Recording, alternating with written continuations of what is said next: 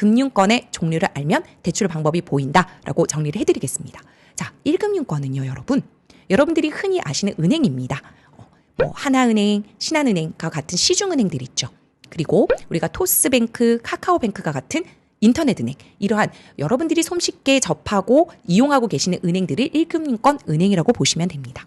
이 은행은요, 은행연합회에 소속이 되면서 은행법 적용을 받아요. 즉, 정부에서 내려주는 그 규제를 제대로 잘 적용하지 않으면 법에 저촉이 되는 거겠죠. 그래서 가장금융위원회와 금감원의 눈치를 많이 보게 되어 있고 제재 사항에 걸리기 때문에 DSR 40% 범위 내에서만 대출이 나가게 되는 겁니다.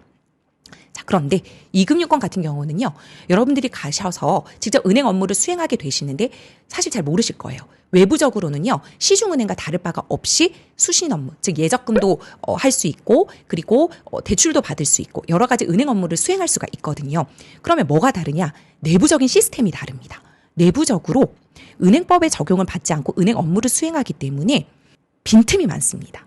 결론적으로는요, 지점별, 조합별 독자 운영 시스템이기 때문에 대출 규제를 좀 풀 수가 있어요. 예를 들어서 지금 미분양이 나는 대구라든지 또는 일부 지방 같은 경우에는요, 2금융권 은행이 들어가서 집단 대출을 시행할 경우, 즉 잔금 대출을 시행할 경우 DSR 50% 내로 국한되지 않습니다. 지점장님, 즉 영업점장 전결 권한으로 DSR 100, 120까지도 풀기도 해요. 우리가 신축, 잔금을 칠 때는 시행사 협약은행에서만 잔금 대출을 실행할 수가 있거든요.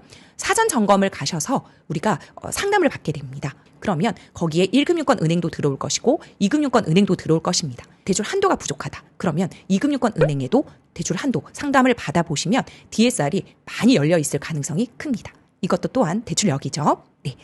자, 3금융은 지금은 그냥 이런 것들이 있구나라고 생각해 보시면 될 것 같습니다.